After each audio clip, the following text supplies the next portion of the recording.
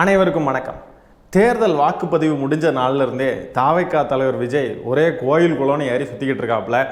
முதல்ல பார்த்தீங்கன்னா திருச்செந்தூருக்கு போனாப்புல, அடுத்ததா ஷீரடி சாய்பாபா கோயிலுக்கு போகிறேன்னு அங்கே போனாப்புல. இப்போ பார்த்தீங்கன்னா வேளாங்கண்ணி மாதா கோயிலுக்கு விஜய் போக போகிறார் அப்படின்னு சொல்லி தகவல் பரவின நிலையில் பார்த்தீங்கன்னா அணில் குஞ்சுகள்லாம் மொத்தமாக சேர்ந்து அந்த வேளாங்கண்ணி மாதா கோயிலுக்கு போய் திரண்டிருக்காங்க. பொதுமக்களுக்கு ஒரே இடையூறு. நடுராத்திரியிலேருந்தே போய் நின்றுருக்கானுங்க. இவனுங்களை பற்றி நமக்கு தெரியாதா? மாநாடு போட்டாக்க 2 நாளைக்கு முன்னாடியே போய் அந்த திடல்லே படுத்துருவானுங்க. இந்த மாதிரிப்பட்ட கும்பல் வந்துட்டு இப்போ என்ன பண்ணியிருக்காங்கன்னா, இப்படி வேளாங்கண்ணி கோயிலில் போய் நடுராத்திரியிலேருந்தே வெயிட் பண்ணியிருக்கானுங்க. விஜய் வருவாருன்ட்டு வெயிட் பண்ணது மட்டும் இல்லாமல் ஒரே அராஜகம். டிவிக்கேன்னு கோயிலுக்குள்ளே கடந்து கத்தியிருக்கானுங்க. பொதுமக்களுக்கு ஒரே இடையூறு. இந்த காணொலியெல்லாம் லைட்டாக பாருங்கள்.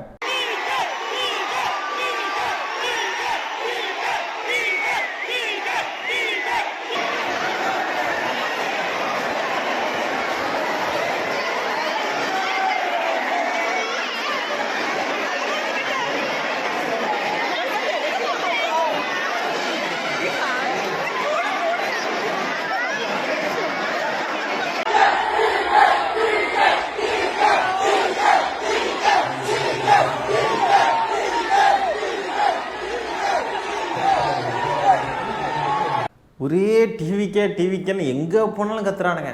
ஒரு அடிப்படை அறிவில்லாத தற்குறி கூட்டம். சர்ச்சுக்குள்ளே அங்கே போகிறவங்களே நிம்மதியாக இருக்கணும்னு தான் போவாங்க. அந்த காரணத்துக்கு போகிறவங்களையும் நிம்மதி இல்லாமல் ஆக்கி விட்றானுங்க. அட தற்குறிகளா.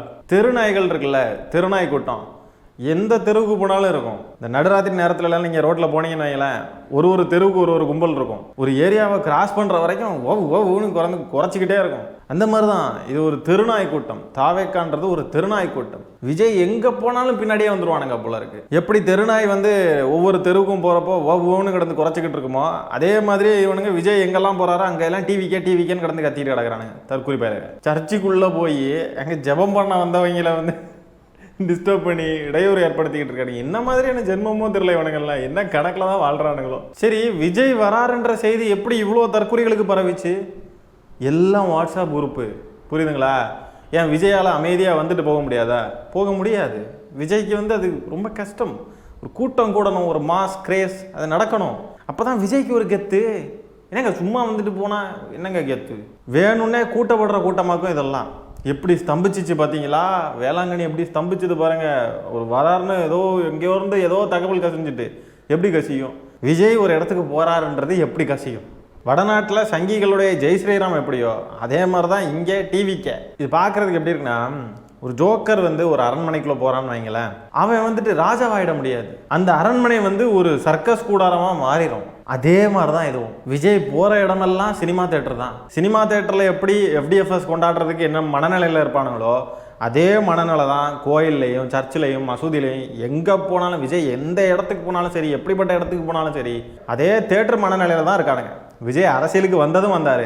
தமிழ்நாடே தேட்டர் ஆயிட்டு. சமீபத்தில் மதுரை சித்திரை திருவிழாவில் போய் கொடி எடுத்துக்கிட்டு அங்கேயும் ஒரே அலப்பறை. இப்போ என்னன்னா வேளாங்கண்ணிக்கு போய் அங்கே டிவிக்கேன்னு கத்தி கிடந்து அங்கேயும் ஒரே அலப்பறை.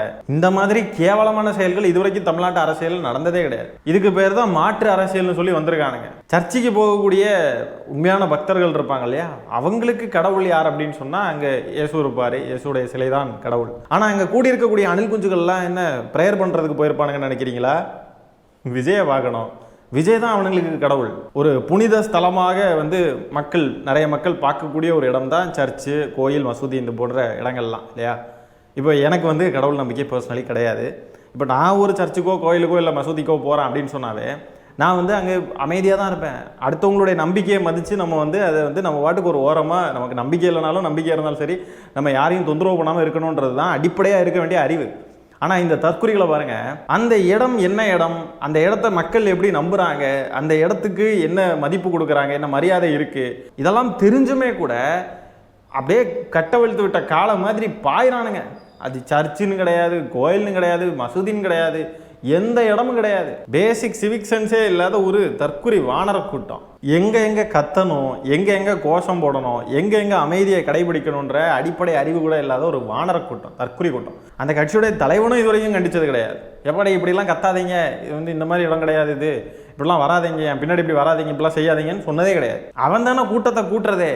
வாட்ஸ்அப்பில் மெசேஜை போட்டு குரூப்பில் எல்லாம் தனியாக செஞ்சால் தான் கொலை, கும்பலாக செஞ்சால் கலவரம்னு சொல்லுவாங்க. அந்த மாதிரி தனியாக கொடி எடுத்துக்கிட்டு இந்த மாதிரிலாம் போனானுங்கன்னு சொன்னால் மக்கள்லாம் அடித்து விரட்டிடுவாங்கன்றதுனால கும்பலாக திரண்டு வரானுங்க கொடியையும் தூக்கிக்கிட்டு. தமிழ் புதல்வன், புதுமை பெண், காலை உணவு திட்டம், லேப்டாப்பு, பஸ் பாஸு, லைப்ரரிஸு, இன்னும் பலவிதமான உதவித்தொகைகள், இந்த மாதிரி அரசு வந்து எவ்வளோ அழகான திட்டங்கள்லாம் கொண்டு வந்துக்கிட்டு இருக்கு. ஒரு பக்கம் வெல்லும் தமிழ் பெண்கள், கல்வியில் சிறந்த தமிழ்நாடு, இந்த மாதிரிப்பட்ட நிகழ்ச்சிகளை எல்லாம் அரசு வந்து நடத்துது, நம்மளும் பார்க்குறோம். அவ்வளோ வந்து நமக்கு மகிழ்ச்சியாக இருக்குது. அப்படியே கட் பண்ணி இன்னொரு பக்கம் பார்த்தாக்க இப்படி ஒரு கூட்டம், இந்த பர்டிகுலரான இந்த விஜய் ரசிகர்கள் கூட்டம் இருக்குது பாருங்க, இந்த கூட்டத்தை மட்டும் பிக் பண்ணி இதுங்கெல்லாம் 1967க்கு முன்னாடி இருந்த காலத்தில் கொண்டு போய் விட்டால் ரொம்ப நல்லாயிருக்கும் அப்படின்றது நான் ஆசைப்படுறேன். அப்போ தான் இன்றைக்கி இருக்கக்கூடிய தமிழ்நாட்டுடைய அருமை என்னன்றது இந்த தற்குறிகளுக்கு புரியும். நடிகர் அஜித்குமார் அவர்கள் இதே இடத்துல இருந்திருந்தால் என்ன பண்ணியிருப்பாங்க அப்படின்றது நம்ம எல்லாருக்குமே தெரியும். அவர் கோயிலுக்கு போனாலும் சரி, இல்லை சில இடங்களுக்கு அவர் போகிற இடத்துல, அவர் ரேசிங் பண்ணக்கூடிய இடங்களில் கூட அவருடைய ரசிகர்கள் அவரை பின்தொடர்ந்து போய் சில இடங்களில் இந்த மாதிரி கத்துறதெல்லாம் நம்ம பார்த்துருப்போம். தலை அப்படின்லாம் கத்துறதை பார்த்துருப்போம். ஆனால் உடனேயே பிஹேவ் யுவர் செல்ஃப், இந்த மாதிரிலாம் கத்தாதீங்க, இதுக்கான இடம் கிடையாது அப்படி இப்படின்னு சொல்லி உடனே கண்டிப்பார். அது ரசிகர்களுக்கு முகசொலிப்பை ஏற்படுத்தினாலும் அது ஒன்றும் கவலை கிடையாது, அது ஒன்றும் பிரச்சனை கிடையாது, அதுதான் சரி. பல இடத்துல நம்ம இது மாதிரி அஜித்குமார் அவர்கள் பிஹேவ் பண்ணி நம்ம பார்த்துருப்போம். ஒரு கூட்டம் நமக்கு பின்னாடி இருக்குன்னு சொன்னால் அந்த கூட்டத்தை சரியான வழியில் கூட்டிகிட்டு போகிறது தான், சரியான டைரக்ஷனை நோக்கி கொண்டு போகிறது தான் ஒரு நல்ல மனிதனுக்கு அழகு. ஆனால் விஜய் வந்து தன்னை ஒரு தலைவன்னு சொல்லி ப்ரொஜெக்ட் பண்ணுறாரு, தன்னை வந்து ஒரு வருங்கால முதலமைச்சர்னு சொல்லி கிளைம் பண்ணிக்கிறார். இவ்வளோ பெரிய வார்த்தைகளை உபயோகிக்கக்கூடிய ஒரு நபர் எப்படி செயல்படணும்? ஒரு தலைவனாக இருந்தால் இதுக்கு நடவடிக்கை எடுப்பான், இப்படி பண்ணாதீங்கன்னு அறிக்கை விடுவான். ஆனால் தன்னுடைய ரசிகர்கள் இப்படி தான் இருக்கணும்னு நினைக்கிறவன் எப்படி நல்ல தலைவனாக முடியும்?